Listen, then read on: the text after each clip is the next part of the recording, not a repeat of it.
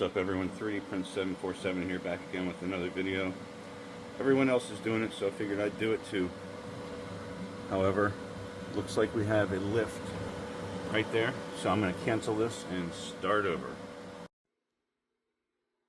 Alright, so we're going to try the new glacier bed by BQ. It's what they recommend for the basketball.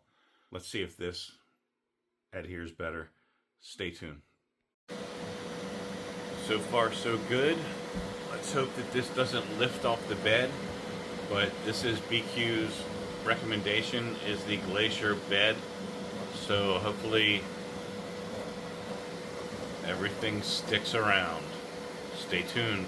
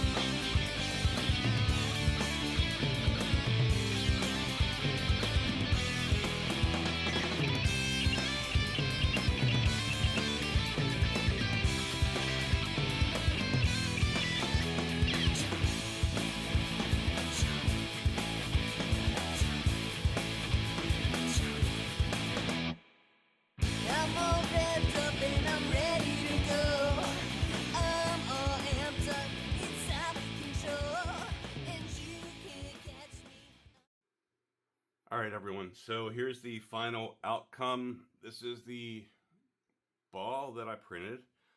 Got a little bit of messiness there where the supports kind of stuck to it, but they peeled off real easy. I used the 3MF file with easy supports.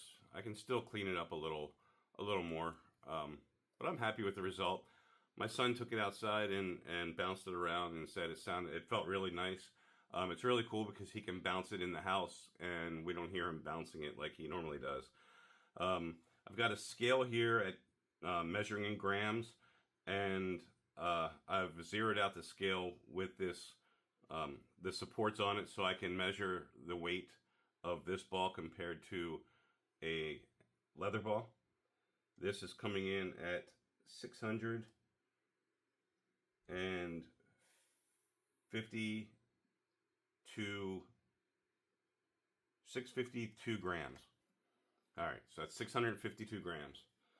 Now we have the Wilson composite leather Final 4 edition. This is coming in at 572 grams. So a little bit of a difference. You can definitely tell a weight difference between that, and actually this one may not be a 29 now that I'm looking at it in size. Let me see. No, they are the same size.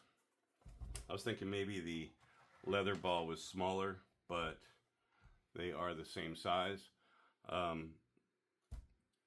This bounces awesome, no issues at all. I will take it outside and we will bounce both balls and see how they compare. Alright, let's compare the two.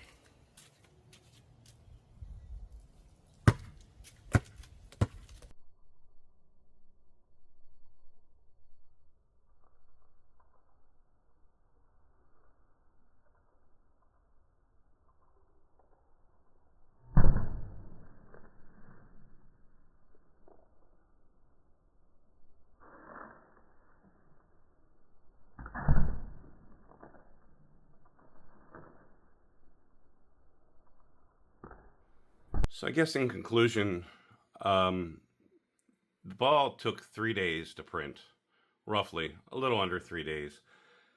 It weighs a little more, bounces nearly identically to a leather ball. The filament was $60. So is it worth it to make this as opposed to buying a ball. I want to give this to my son and see how long it lasts. He's going to take it up to the courts today and play with his friends, just to give it a go and see if it cracks or see if anything happens.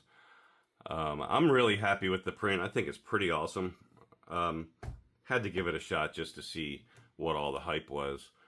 Would I pay $100 for one of these balls? No, because I don't think you're playing indoors with these. You know, the leather is wrapped on the ball for a reason, you know, on the good ball for a reason. This is cool for outside when you're just playing, you know, a few on few, 3-on-3, whatever, 1-on-1 with your friends, neighbors. But it's a cool print. I'm really happy with the print. I did use the 3MF, the large size ball. There's also a 3MF that has a smaller ball. I might print that next to check it out. Maybe use that in the swimming pool. But